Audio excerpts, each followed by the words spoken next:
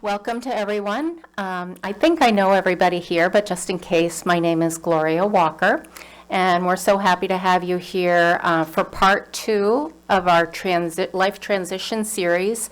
It's a 3-part series that was put together in response to an acknowledgement of a need for information by the OVRAF.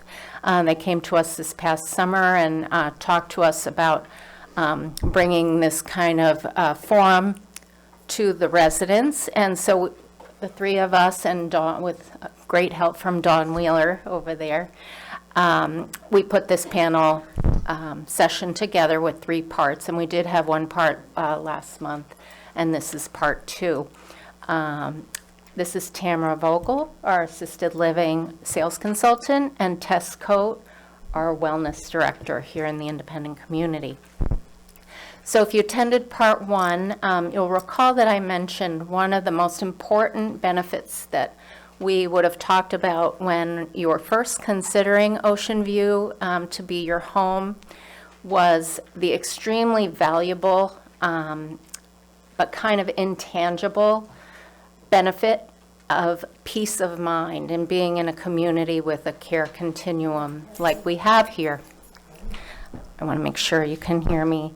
And so we're going to expand upon that today. We did talk last time about living independently, and then as needs may change over the years, everyone here, especially Tess and her wellness department, are resources for you to understand all the services that are available to bring into your independent home to allow you to stay independent that much longer and safe and well in your current home. And then as your needs may change more over time and it's not as safe to stay there in that independent home, we also talked about transitioning to assisted living, Falmouth House, where there is 24-hour care, or legacy memory care, where there's also 24-hour care available.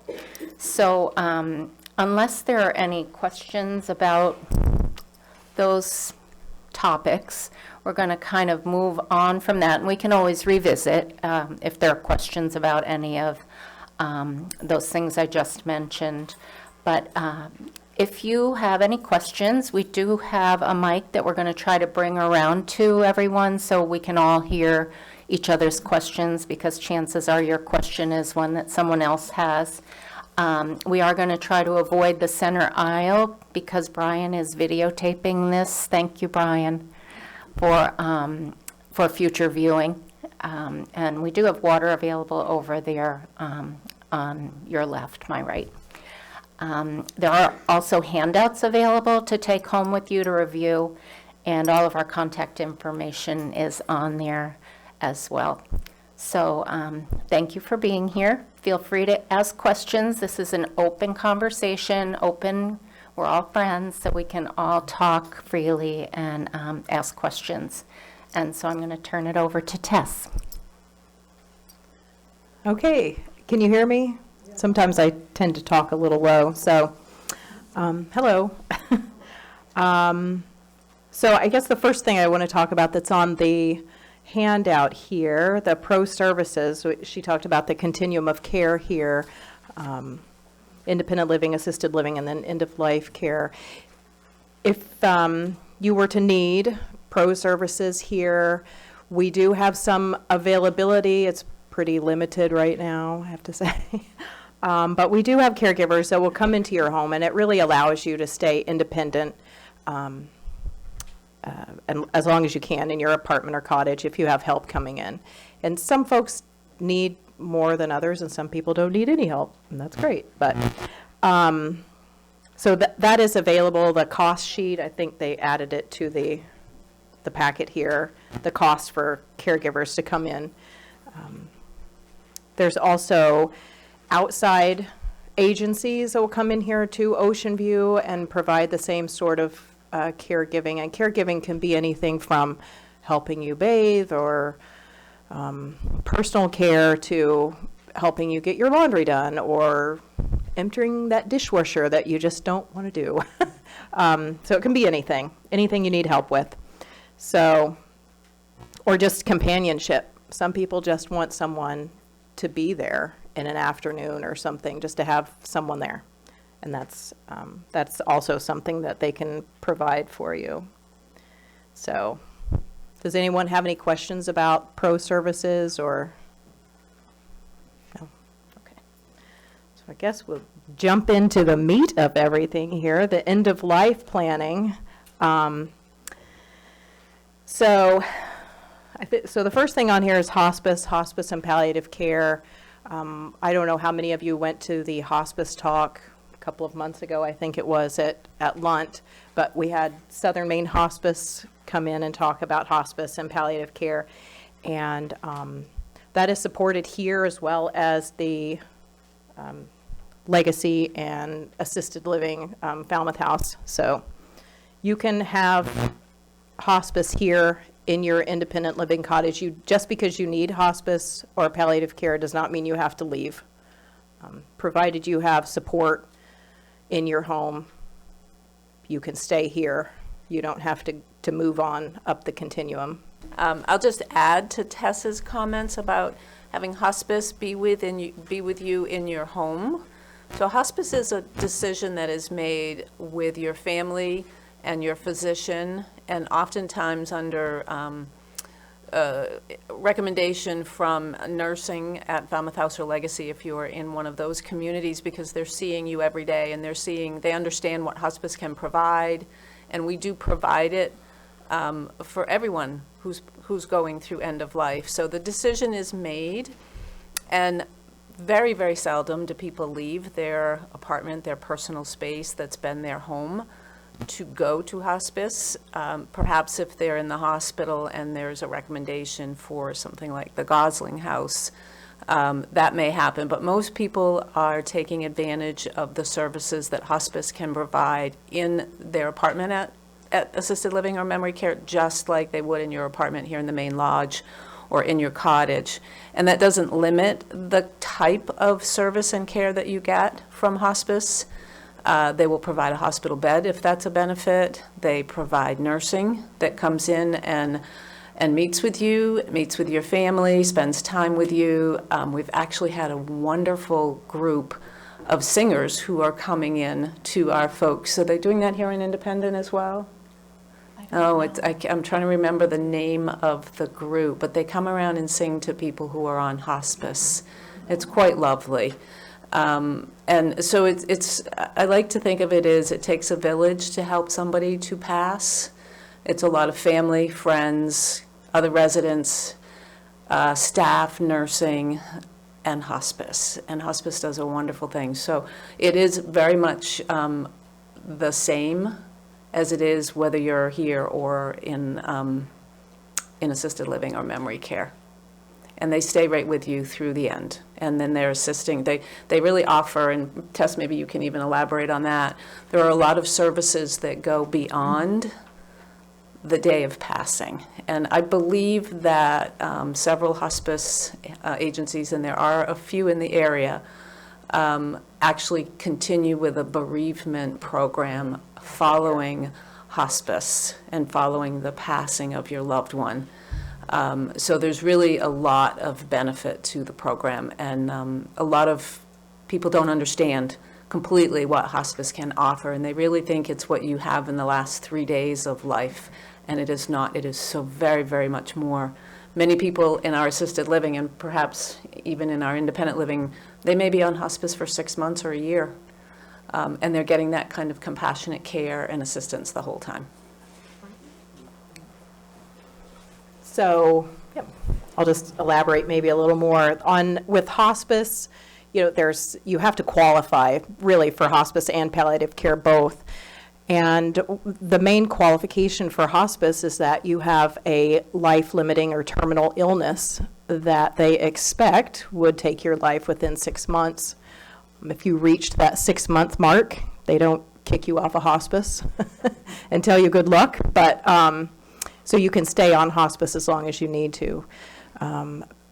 Palliative care is sort of a newer approach to terminal illness. or really life-limiting illness, you don't have to be in a 6-month window or an expected 6-month window with palliative care. And palliative care can be curative. You're still looking for or seeking treatment and cure, but they're about quality as well, quality of life. And but then hospice is, I guess, what we kind of all think it is. And as you said, it's so much better, and the family and you as a patient would get so much more benefit out of it the earlier you can get involved with hospice, if that's something you want. Some people don't, want to experience hospice, but so the earlier you could be involved with hospice, the better. It really adds to the quality of your life at the end of your life. So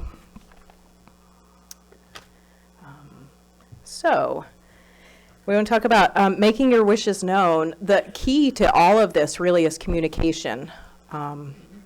Communicating with whomever you designated as your person to make those choices for you, and then the rest of your family and friends, really.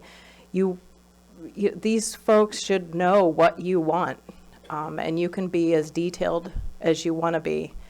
And really, I would suggest that people should know that, A, that you've designated them to be your spokesperson, and then B, what you want. What would you want? How would you want that end to be? So communication is super, super important.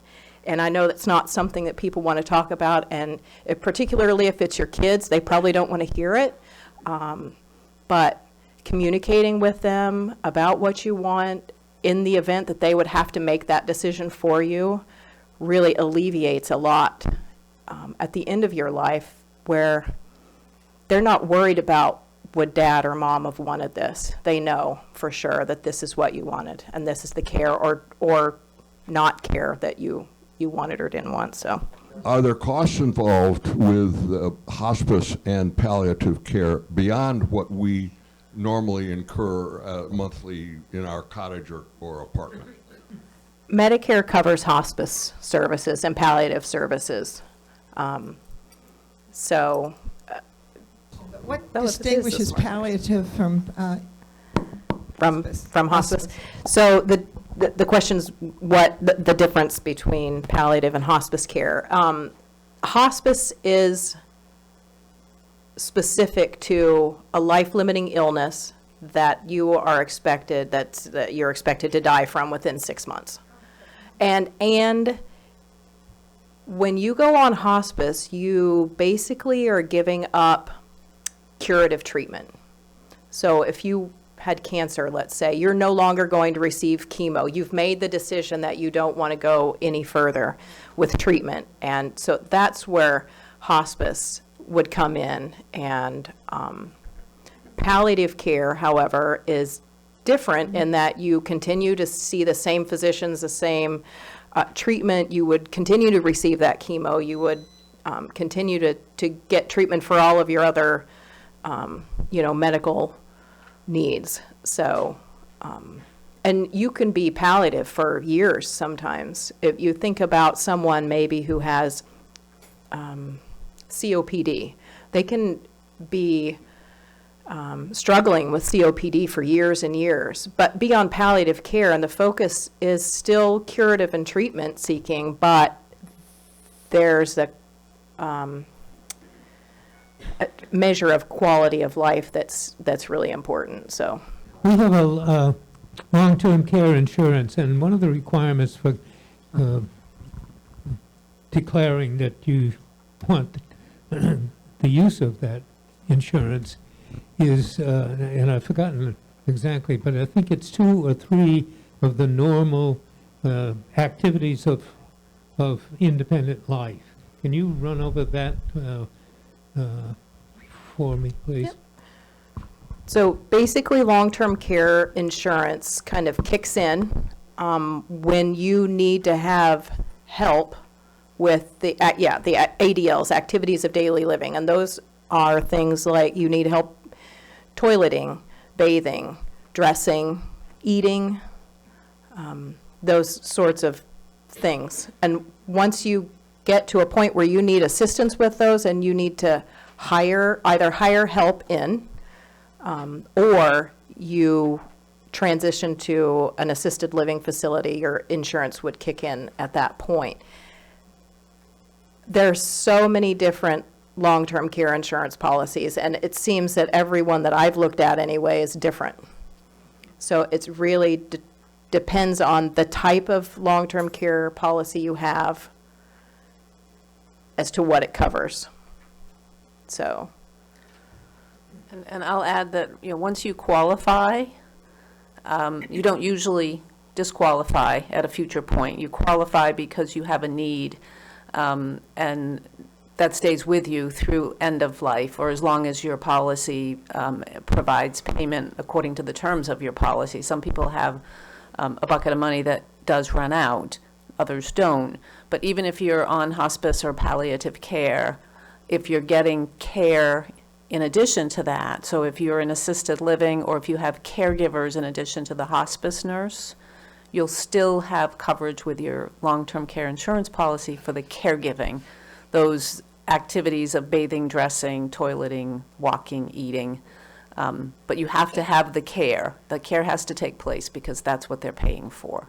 Not the hospice nurse and the whole hospice program would come through your Medicare, as Tess said. Question. Our long-term care insurance has an elimination period of 100 days. Is that typical of all of the policies? Yep. Meaning Yep. that you have to have the condition and they don't pay for the first 100 days? Exactly. 90 days is the most common, and that's why folks, if you feel like you need care or you're getting care, you really should get that claim started, because you have to wait for the claim to be approved, which means a nurse comes to visit you to see if you're able to do those. You have to have a need for at least 2 of those ADLs for a policy to be approved. And as soon as it's approved, it starts that 90-day window. I have heard of a few policies that might be retro if you've been having care and you can prove it, but most of them start that window at the time that your policy is approved.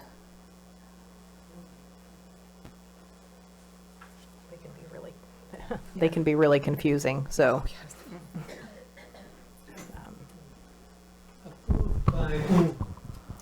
By the insurance company's claim department. So a nurse will visit you and assess your needs, write up a report, take it back to the insurance company for them to do a benefit process, however they go through their process to approve claims. I'm sure they all have their procedures, and then they either approve or decline the claim. And if they decline the claim, that doesn't mean you can't come back in a few months or a year if things have declined and you feel like your needs have increased. As a matter of fact, you really do need to keep coming back. One of the things that we want to encourage people to do is, if you are being assessed for a claim, you really need to demonstrate what your capabilities are and not try to be, brave and strong. You want to fail. Right. Yeah, Yes. you don't want to Yes. pass this test is the Right. whole purpose. They want to see what's really going on with you, and they really don't want anybody else to share what they know or encourage you. I know of people going through an assessment, and a daughter has said, I was completely shushed. You are not part of this assessment. I'll ask you to leave if you want to try to be part of it. So the nurse is really trying to get a sense of that individual, what they can do, can they understand? And cognitive is a big piece of that. So when you talk about the ADLs, cognitive is one of them. And they may do the 30 question mini, I always call it a mini test. It has a couple of names. Right. Or they may just observe and talk to you a little bit. But, that's the day you don't want to be your sharpest. Conveniently forget. Oops. The question is, the hospice care that I've seen two family members through has been palliative, obviously. They got a lot of morphine, they got a lot of whatever they needed to be comfortable. So it does seem to me that we're making a false challenge here, because hospice really considers or consists of super palliative care right to the end, whereas the other doesn't permit you to have anything going on. I mean, you can keep on being treated, you keep on think you might live longer, but the hospice is the palliative care without the end until the end of life. Right. All hospice is palliative. All palliative care is not hospice. So, I didn't say that right. I think you did. Right? Yeah. Okay. Palliative care is really about comfort. And so you're right, Sandra, that's the difference in hospice and palliative care. You're seeking treatment in palliative care, still, doing all the things to be well and as well as you can, but hospice is I want to be comfortable, so. Yep. All right. So we will move on to how to make your wishes and preferences known. So there's several ways to do that. DNR, do not resuscitate order. There's within DNR, there's DNR, do not resuscitate, I don't want CPR. That's basically what that is. That you can also be just a DNI, do not intubate. Yes, give me chest compressions, but don't put a tube in my throat. Do not resuscitate. DNR is, do not resuscitate. That is specific to chest compressions. So, and a DNR is something that's used in the hospitals to sort of designate. Out of hospital DNR would be something like a post form or your living wills, advanced directives. On here at OceanView, we have the file of life, and if you're a DNR, it should be designated on there, on the top. And so then the next thing is the post form, and that's physician's order for life-sustaining treatment, and that has to be filled out by your physician, and that is a conversation that you would have with your physician, your primary care, and letting them know what your wishes are. The post form is very specific, or it can be as specific as you want it to be. I think there's a copy of the Maine post form in here. I think it comes, prints off with a watermark that says do not copy. That would not be something that you would just fill out and put on your refrigerator. This is not a valid document until your physician signs it. And then it is printed on bright lime green cardstock or paper. It's really so that it's something noticeable for EMS if they were to come into your home to look at and see what it is that you've decided that you wanted or didn't want. You don't have to have a post form. You don't have to be DNR. If you want, treatment, these are your decisions about what you want to happen to you. So the other thing that I want to say too is anytime you fill any of this out, DNR, post forms, advanced directives, living wills, any of that can be changed at any time. Just because you designate your son today doesn't mean next month you can't decide you want your daughter to do it, or your cousin, or your best friend, or whomever. So any of this paperwork that you filled out now or have filled out, you can change it at any time. You can make changes up until you can't make changes anymore. So, once upon a time I was an EMT, and I'd like to comment a little bit about DNRs and Pulse. DNR expires, and so a trained individual will come in if you say, or if somebody in your household said there's a DNR, we would look for that and see whether it's expired or not. is it not? Is this microphone on? Pull down your mask. Yeah. Pull your mask down. I'll start back over again. A DNR expires. It's only good for a certain period of time. the pulse does not expire. As a former EMT, we'd enter, let's say, a call and find somebody, and a member of the household might say, this person has a DNR. We would have to look at that Right. to actually be aware that it does exist and that it has not expired. So I guess my point is, for those contemplating a DNR, please remember, or have your loved ones or caregivers remember, that DNR expires and has to be reapplied at the end of that expiration. That's good information. I didn't know that. So, thank you, Lynn. I'm not sure what you do here in independent living, but in assisted living, if you are DNR, we really emphasize the need for the post form, and that without the expiration on the lime green paper. And it's just a matter of getting your physician, talking to your family talking to our nursing, reaching out to your physician and having that form signed, so that we don't have to, every 90 days for the number of people that we have. I mean, it would be unfortunate if we let one expire by one day and there was an emergency. So basically, you could take your DNR to your physician and say, please transfer this to a post. And he would then sign it, and it would be the same document, but it wouldn't expire. I don't know that you need to bring your DNR, you just need to have that conversation with your physician That's my and point, they will just fill it communicate out. the same Yep. information. Right.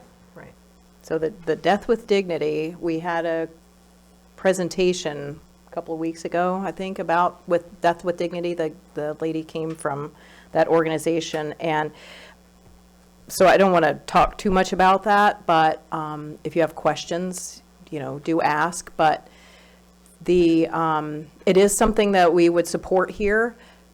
The Death with Dignity, you have to have support, your support people, your family, your whomever you want to be there. The main thing with Death with Dignity, of course you have to qualify for it. It's something that's done through your physician, through your primary care physician. That's where it starts, and then you're evaluated. And just because you have a life-limiting illness does not qualify you for Death with Dignity. There's more criteria that goes into that. So, that's not a choice, of course, that you would make lightly, but it is something that we support here. So in independent living, so if that's something that you wanted to do, there's no reason that you would have to leave in order to facilitate that for yourself. So.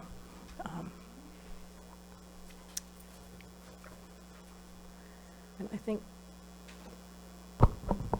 We did have a question come in online about that, and someone apparently approached their physicians, and they were redirected to try PT or try something else. Right. How do you handle that? I think, so the Death with Dignity Act here in Maine is fairly new, really. And I think, and this is sort of just my opinion working with physicians, that, they're trained to cure and save and do all we can do. That's what we do as healthcare professionals. We want to do everything we can to make you better and to make you live. We can keep people alive for a really, really long time. But if you're not getting sort of where you want, or you feel like your physician is not listening to you, get a second opinion. If that's something that you feel really strongly about for yourself, all I can say is really advocate for yourself. Advocate to your physician, to whomever you're talking to, and make sure that your family understands that those are your wishes and that you have the support of them. If you don't have the support of your family making a decision like that, that's tough. And there's a lot of components to Death with Dignity. Go ahead, Isabel.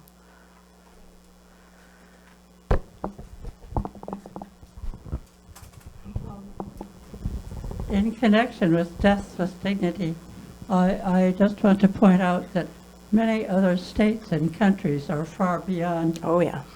Maine. And I do feel that if you believe that at end of life and you want to die, that you should be allowed to do so without qualification. And so I urge people to lobby here in to Washington that this law be revised and made more open to choice, and not all these conditions that you have to be dying.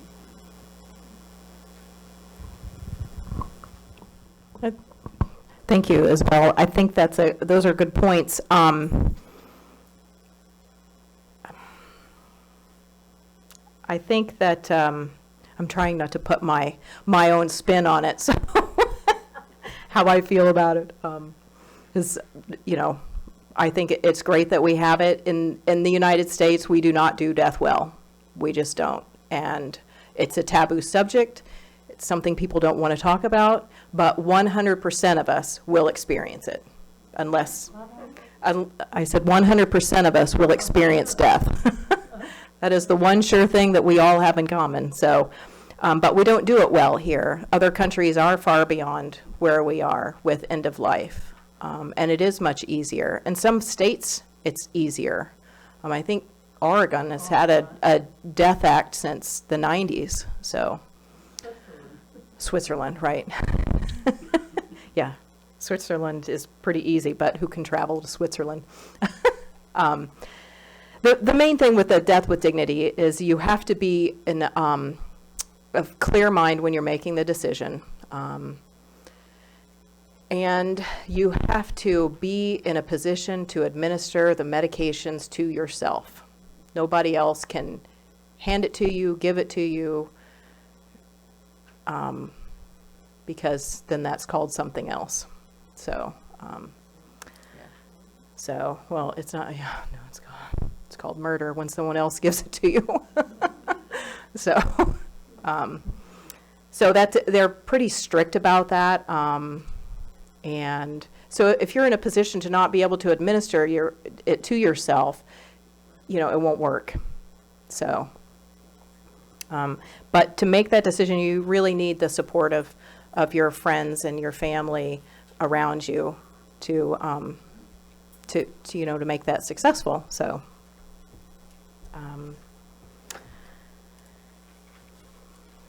all right. So we'll move on to some of this treatment decisions here. There's an elder law attorney that's coming next month that will talk about a lot of this. I'm sure everyone in the room has a will. If you have trust, living wills, last will and testament, that all really important for end of life. Advanced directives are just spelling out what you want to happen. And again, that can be specific to however you see your death happening. And we can take measures to be prepared, and you want to be prepared as well as you can, but then we all know that things happen. And, it might not go as planned, but the best thing you can do is plan for it. Advanced directives, DNRs, post forms, having things set in place and talking to your family about what you want, that's really the most important thing that you can do. I was going to say my aunt was on hospice, and she was in Piscataquis County, so not down here in southern Maine, but there was a form that her organization shared with her that asks very specific questions, and I'm talking beyond medical. It's, do you want other people in the room with you? Do you want socks? What's important to you? My aunt always had cold feet. She goes, I always want to have socks on. I mean, it was a much more personal thing, and the prompts were very specific to get you thinking about what was important to you as you face that stage. And she was very specific, and I knew that there were things I was supposed to do. And it was a godsend for me because those questions had really mapped out her very specific desires about what comfort meant to her. Can you get a hold of a copy of that? I can try, I'm sure these guys might, but I'm happy to look, because I did one myself in another class where we did it ourselves. I mean, I'm not at that point yet, but it made me think, so I will look for that for sure. There are checklists available, and I can locate one. I wasn't sure how specific to get with this presentation, so there are a lot of things that you can, and I can help you locate them if you need it, that will help you think about that. And that's one of the things I wanted to talk about is, you know, how many of us have heard of the term good death? We want a good death, and a good death is really whatever you want it to be. It looks different for everyone. You could ask 25 people what a good death means to them, and you'll get 25 different answers. So, and the same thing what she was talking about, think about how specific you want it to be. At the end of your life, do you want to, some people might want to be alone. They don't want their family seeing them take their last breath. Who do you want to be there? Do you want music playing? Do you want a jazz band over in the corner playing your favorite tunes? You can have whatever you want. It can look however you want it to look. I guess within reason, maybe. Maybe I shouldn't say that. It can be whatever you want, but so we can, if people are interested in finding checklists and things, they are out there and available, and I can help anyone who's looking for something like that. So I don't think we want to. Organ and tissue donation at the end of your life, that is something that people want to be donors, people want to help other people. Organ and tissue donation is, the organ and the tissue needs to be viable. So as we age, you can donate less and less. I think, if I remember right, corneas are the last thing that you're able to donate into your older age. So I know she's going to cover that. There is another alternative, and that's to donate your entire body. You can donate your body to science, correct? And they'll Yes. take 'em old. We have a Yes. friend who did it. Yes. He was over Yep. 100. Right. You're donate. So I don't. I guess I can. That same aunt of mine did the same thing, and she donated her body to the University of New England Medical School. And their program is right on their website. It is a valuable to different, of course, physicians in school, but all sorts of other types of healthcare professionals, when they're in school, do have cadaver classes. Physical therapists, some of the physical therapy schools work with cadavers and, looking at muscles and how they worked, and it can be really interesting. So. I looked into it for a family friend who is terminally ill, and also found out that they will return the remains cremated to you after the end of the science, after your body has done everything they need for it to do, and that cremation is free. So it's. I just looked at the main. I didn't look at a specific. I have a relationship with UNE, and they could refuse it for us. They absolutely can refuse. That's so true, Isabel, because I was told that because I was my aunt's person. So I was my aunt's person with the University of New England. So they can say that they don't need another body at that time. So there is always a sense that they can say no. But it's a program that they have outlined on their website if you're interested. If you were going to have one of these programs, how would it complicate your actual dying? Do you have to wait a while, to get the paperwork going and whatever? For what program do you mean? If you wanted to donate your body, or if you just wanted to donate your organs, does it do you have to be like dead and then they call the person, or do you need to be alive so So- you can have your body? Seriously. Timing. It is, yes, it's timing. So donating your body to science, you need to be dead. You don't want to do that while you're alive. Yeah. You need to be all the way gone.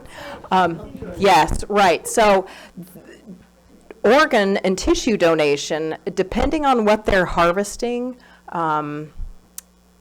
you need to be alive for some of that. So organ harvest, the person is kept alive until that harvest can be completed. So that's usually younger folks who have had something happen and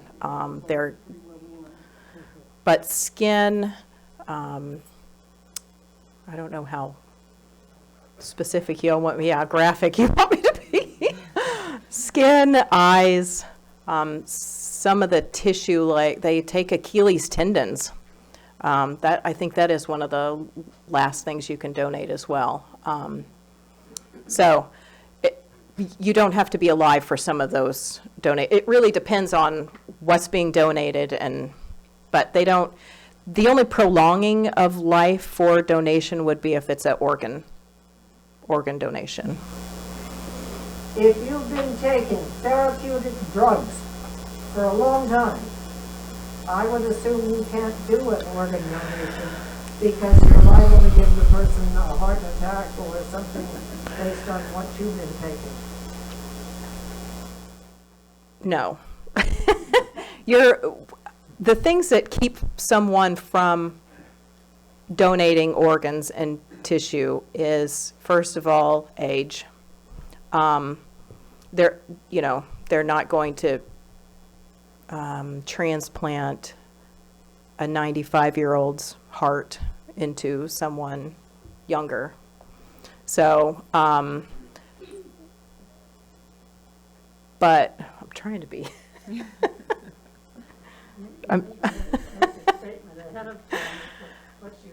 If you want to donate your body in any way, whether that's organ, tissue, or donating your whole body to science, it is something that you would do ahead of time, make that determination, let your family and your people know that you've designated to make those decisions for you. Let them know that you are interested in that. And then, write it down. If you're in a hospital, letting them know, anybody who passes away in a hospital, it is the law that all people dying in a hospital or a facility, New England Donor Services are called. Do they do that down there at Falmouth House?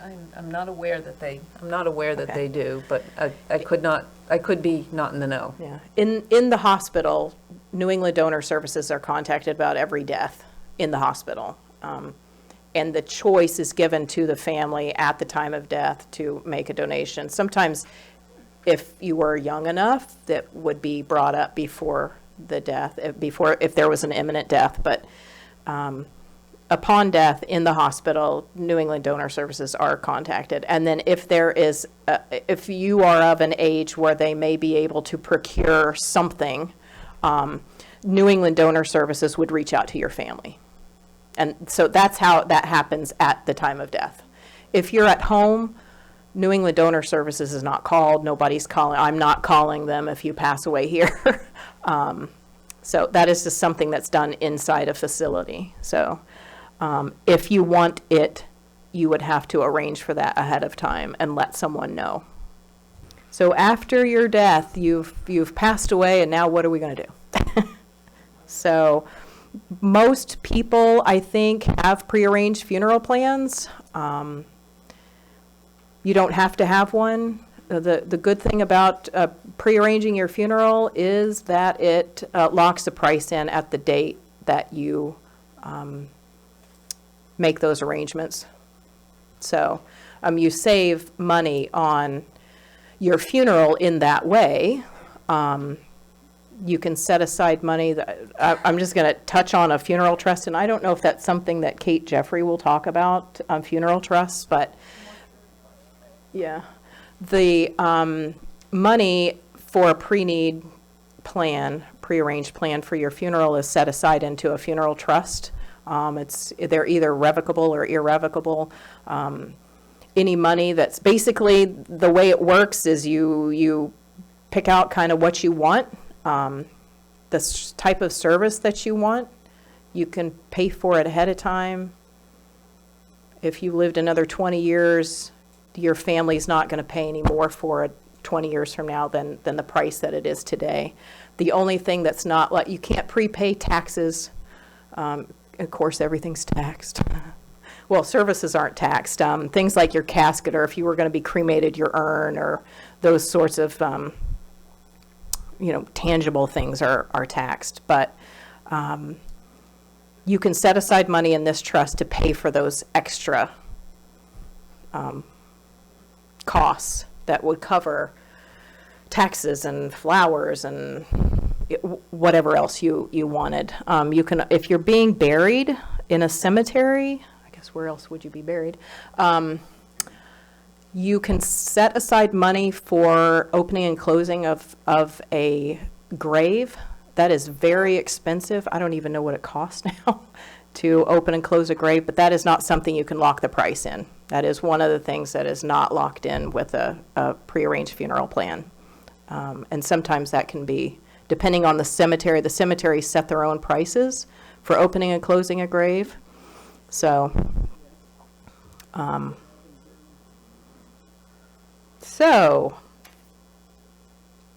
want,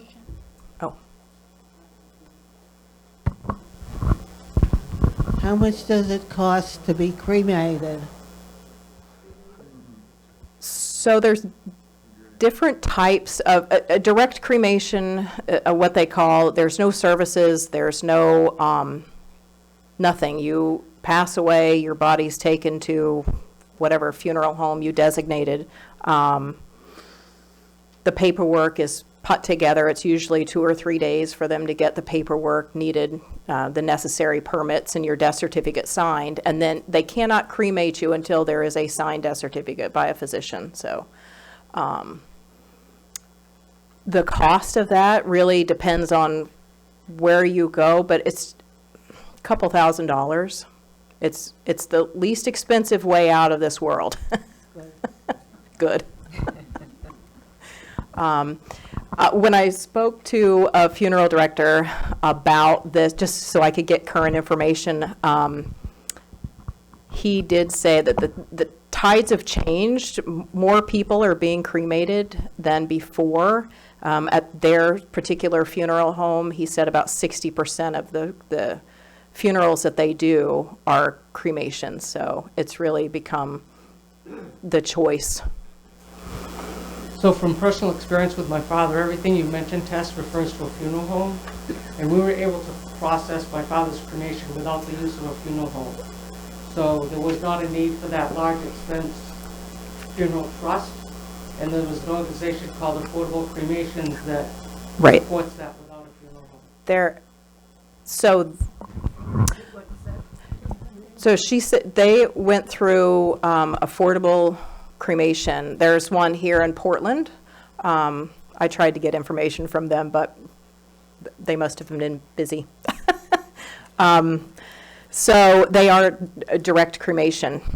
They do provide services if you want it, but you can also, they are funeral directors. You have to be a funeral director to be involved with that. So it is not a traditional funeral home, but they can arrange for the cremation and all that goes around with that. They take care of the death certificate, they take care of all of the permits, and it is a much less expensive way to go. So, but you can also pre-arrange that. You can pre-plan for that as well, so. There's another alternative too. There's another alternative, is that okay? that Suzanne and I are using. And because cremation is very highly energy consumptive, it burns a lot of fossil fuel, burning you up. You'd be amazed at how much. And for other reasons, we'll be buried in a green cemetery in Leamington with no casket, no cremation, no embalming. Basically, they just put the body in the ground, and the body decomposes, and the trees and the soil organisms get to eat me up. And that's another, it's called a green funeral, and it's a green cemetery, so that's another alternative people might think about. So that is another alternative, and, you know, that's the way we used to do it before funeral homes got involved, I think.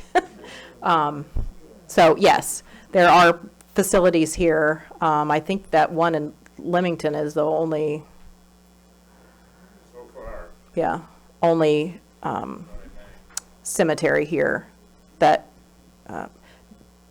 other cemeteries, they have requirements. You need an outer burial container. You need, there's a lot of money to be made in the funeral business. So,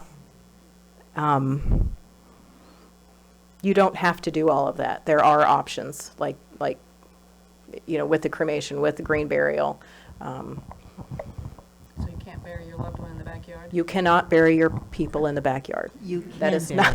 you can bury people in the special ceremonies in places they choose. I have friends who've done that. I don't think that's on. I do have friends who have had burials that were, you know, done in a wooden cradle that they made, and it's in the ground in the woods, and it's been legal. So it's here in Maine. Okay, so I don't know about that, putting people out in the woods. Yeah. It must have There been, are dogs in the ground, too. okay, yeah, dogs are different. It must have been ground that was specified for burial. So you can't just go out and bury people. It has to be, yes, in a specific place that's designated as burial space.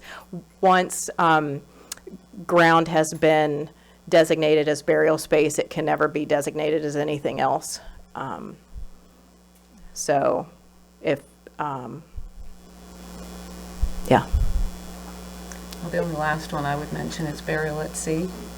I guess you could do that. I wonder if there's, you can't? Can't do, no. You can't just, you don't have to go so far out and, I don't know. No. Even with ashes now, they're not. So cremated remains, cremains, there's different ashes.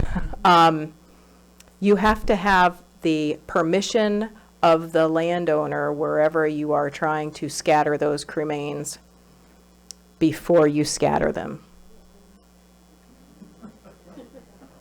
Because you are putting people out there. Some people's wishes to be scattered on the, 18th hole, or people have all kinds of ideas about where they want to be scattered. I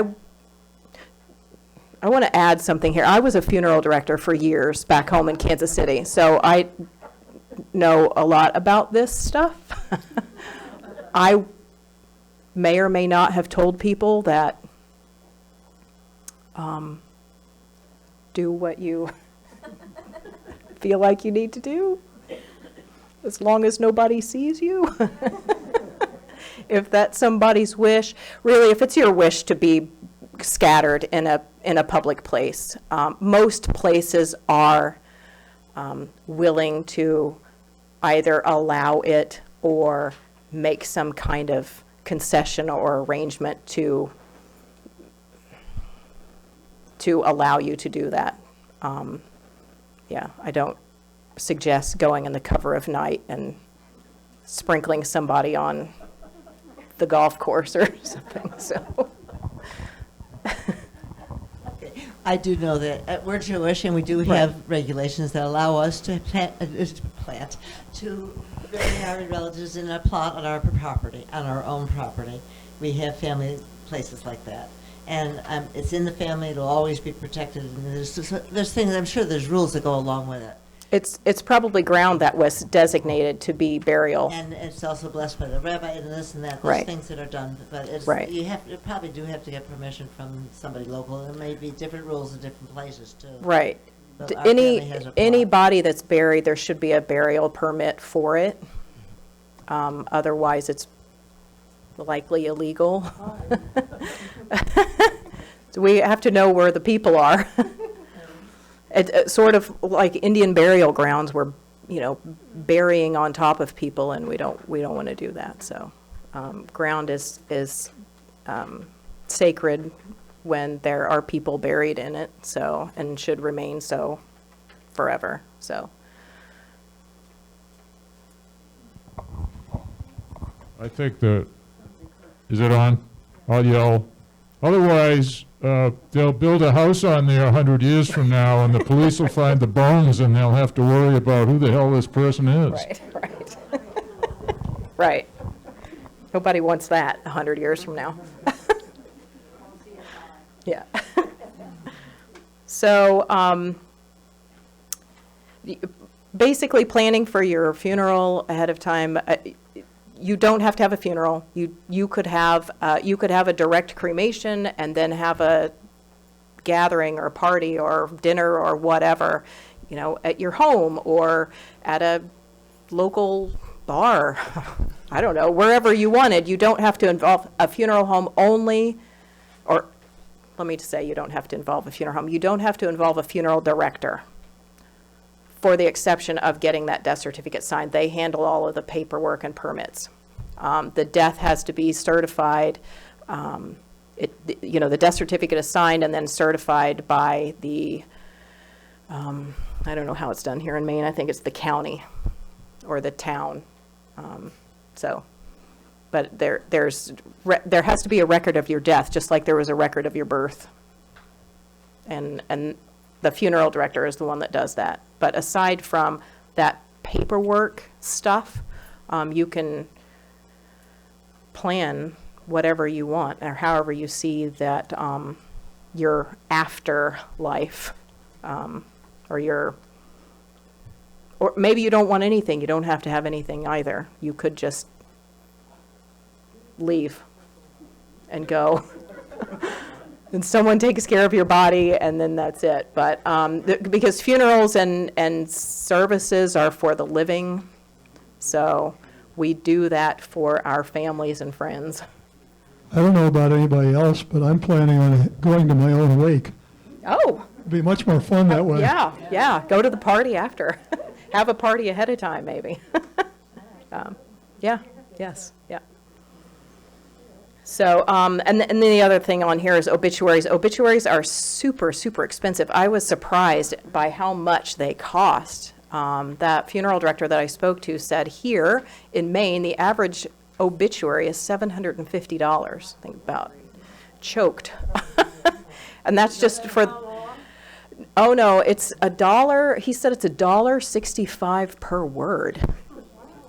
Yeah. What about just an announcement? They do an announcement, just a basic announcement for free in the whatever paper. And I'm talking about the Portland Press specifically. So these smaller town newspapers, some of them don't charge anything for placing an obituary in. So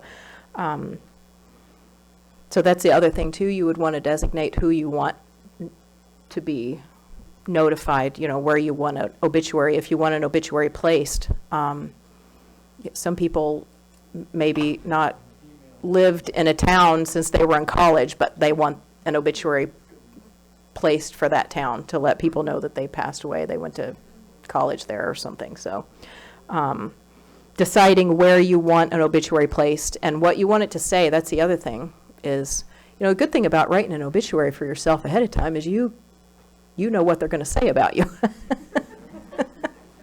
So, yeah. And you have kind of control over what's said about you in that way. So I encourage people to write their own obituaries ahead of time. And Right.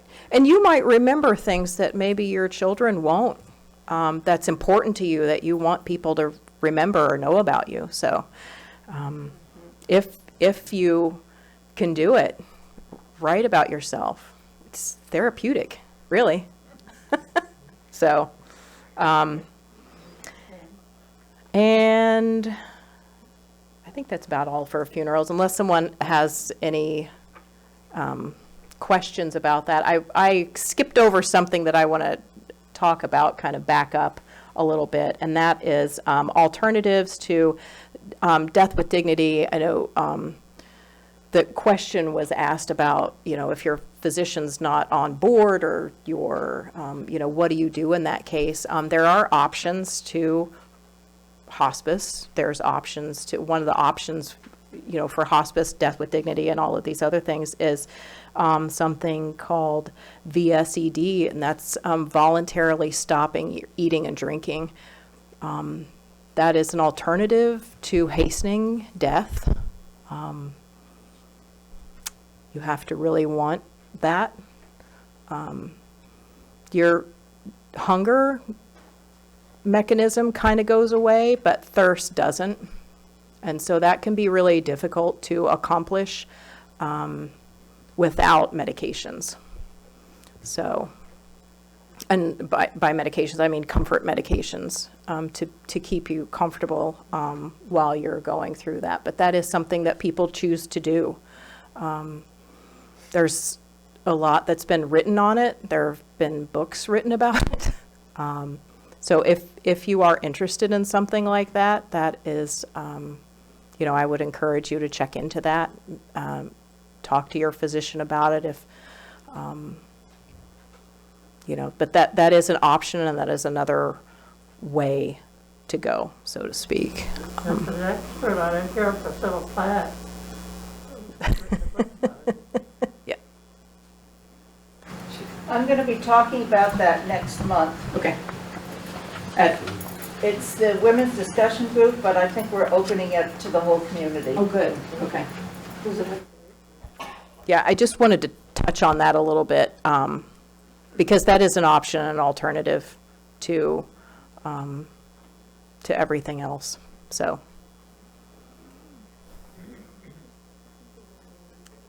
do you want to? I didn't know if you wanted to say anything about that or no. Okay.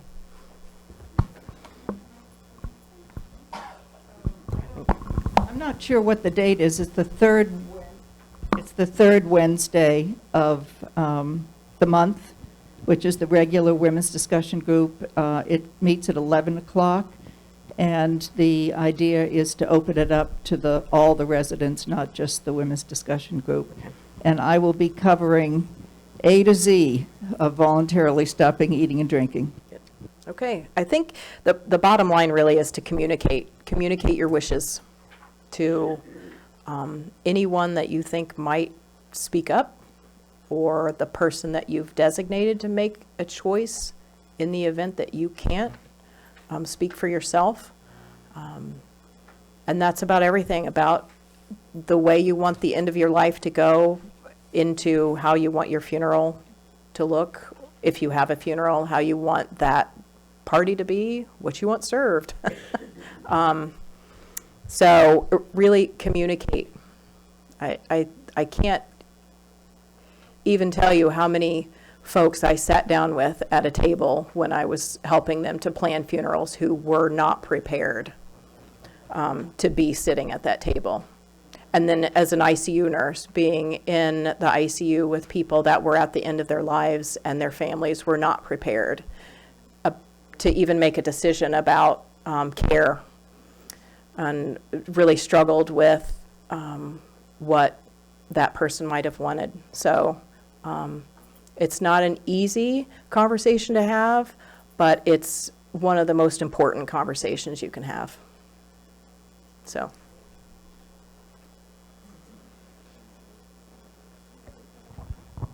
Yeah, I would just add to that Suzanne and I did this several months ago now. We had both of our two children with no other offspring involved.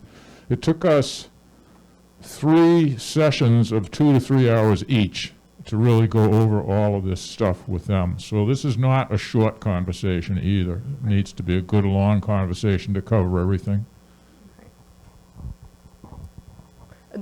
Also, the other thing too, I want to say, when you're going through this and thinking about what you want done, write down where you have your accounts at, where your passwords, right, to your computer, to your phone, to, what's that? Oh, right, social media accounts, right, I forget the people. I'm so not active on social media. I forget about that. Yeah, where you have things at. Life insurance policies. Oh, yeah, life insurance policies, yes, all of your policies. Your policies for life insurance, your pension or your pension, where your pension is, or your 401k, how are they going to get, access to that and, start taking care of your estate. If you have an estate attorney, usually they have that information, but, if you make changes to something, make sure that you let the people know that you've talked to, that you've made changes, but. There's a wonderful book called I'm Dead, Now What? Oh, that's great. End of life planning. It summarizes all your accounts, all your passwords, all your insurance, all your properties, everything, all in one place. It took me 6 months to fill it out, but it's well worth it. And boy, do my kids appreciate having it. Yeah, I would second that motion as a result of what Tom advised me, and I went through it with my wife and then sat down with the kids and went over it. Doesn't answer all the questions that you're talking about, but a lot of the estate stuff, what happens, what charge accounts do I have, how many of this, and who do I want called at the end of our lives. The author. It's a wonderful. I don't know, but you can find it on Amazon. I'm dead now. I'm dead. Yeah, it really is good.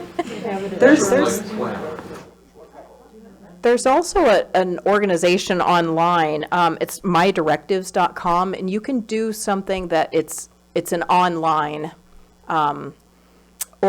organizing tool for your end of life, and then you can share that, and so you share it with, I think through email, you would send a link to whomever you wanted to have access to that information. And so then it's electronic and you don't have piles of paper. So that's an alternative as well. Except as a caution, anything you put online is subject to being hacked. So if you're putting passwords and account numbers on, you're asking for trouble. Right. This is like checklist information and where to find things. I wouldn't put all of my personal information online, although it's probably already there, so. The last thing I wanted to do was to trust the online services. If I can't see it on a piece of paper, right. forget about it. That book starts with about probably half an inch of paper, and at the end, it was a notebook, that thick. Yeah, of all your information. And it didn't have everything. It just referred to a few things that are in the safety deposit box. But it was pretty damn complete. And the problem is you got to revise it every 30 minutes because life changes. Yeah, get rid of your stuff. That's another whole session. The other thing too, that my son actually brought up to me, because I've talked to my son's 34. My son knows everything about me, because, I could be in an accident on the way home from work. So, but he brought up to me, and I hadn't thought about this, was where's the key to my safe? So when I moved, I've told him all of these other things, but then he's like, how do I get to the information? You've got it locked up. Where's the key to the safe? So that's important too. Let someone know. Okay, question. I went to a death cafe once, and the issue was brought up that people might not be able to wake their own departed in their own home. I wondered, does Maine have an ordinance or a law against that? Some cultures want to do that wake Right. for the family for the first 24 hours or so, and it has to be at a funeral home, not in a private home. Is there such a law in Maine like that? I don't know about that. I was not a licensed funeral director in the state of Maine, just in Missouri. So I didn't think about asking that question, but that's a good question. The police have to come if somebody dies at home. Right, if, The police have to come to the home if somebody dies at home. right, yes, right, if, Stay, right. hmm? But can they stay? I think they stay until the body leaves. They stay until the body leaves, right. Well, yes, yeah, law enforcement, if you, we didn't talk about that, if you were to pass away here, there is we still have to call the ambulance, or we call to the police department, we call emergency services and basically have them come and run a tape to make sure that you've passed. Unless hospice is involved. Hospice involvement, that would not happen, but, and then, yes, someone does stay with the body until the body's removed by the I say funeral home, it could be the cremation services. There's a funeral director, or usually they're funeral directors that would come and remove the body. But as far as having a wake, I'm not sure about that. When we signed the paperwork with our funeral home, they told us that if possible, don't call the ambulance, just call them. Well, and they will come and take the body. Is that still in place? you can call the ambulance direct as long as there has to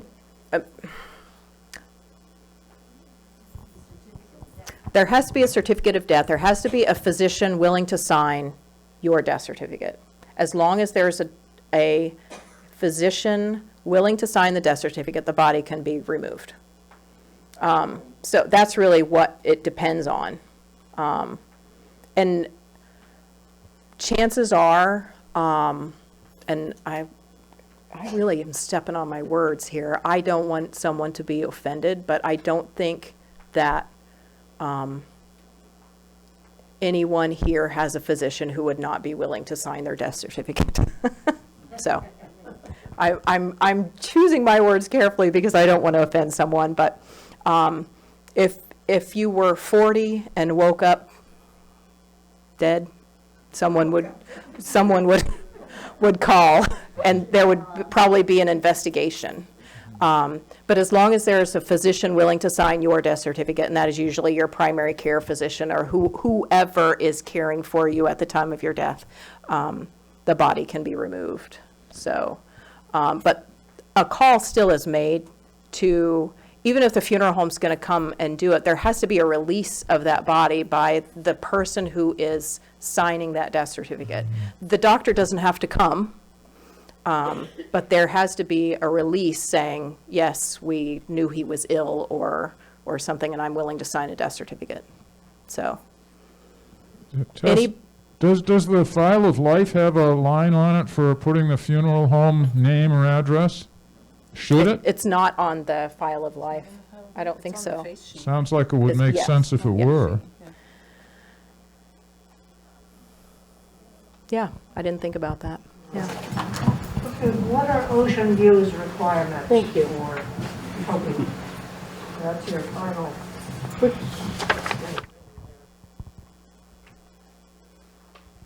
Oh, that's you, Gloria. You don't have that. Oh, down here in the bottom. In terms of removing someone's body, or the financial part? It's on the agenda. Yeah, okay. I didn't know if you were asking a different question. So basically, the contract, we go by your contracts that were signed when you decided to move to OceanView. And basically, anyone that passes, we just need to get that 6-month notice from your family that's spoken to in the contract, and they can give that at any point. Lots of times, families are sad and dealing with grief and, don't think of that right that minute, but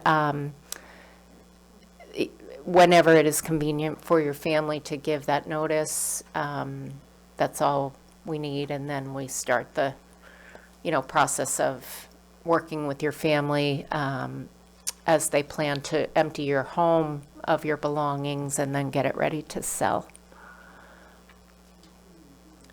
I can add the process for assisted living and memory care here at OceanView. When you pass, there's a 15-day notice on the apartment, and that's a financial obligation. Obviously, you're not going to stay for 15 more days. The day you pass is day 0, because you may pass at 11:59 or 12:01. So the following day is day 1 of 15 days notice.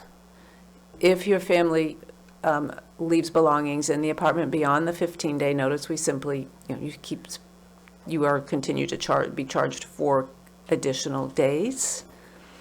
If your family removes belongings and the apartment is able to be quickly turned over and there's somebody waiting right there to lease it, you may not have to pay the entire 15 days, but the obligation is a financial obligation of 15 days.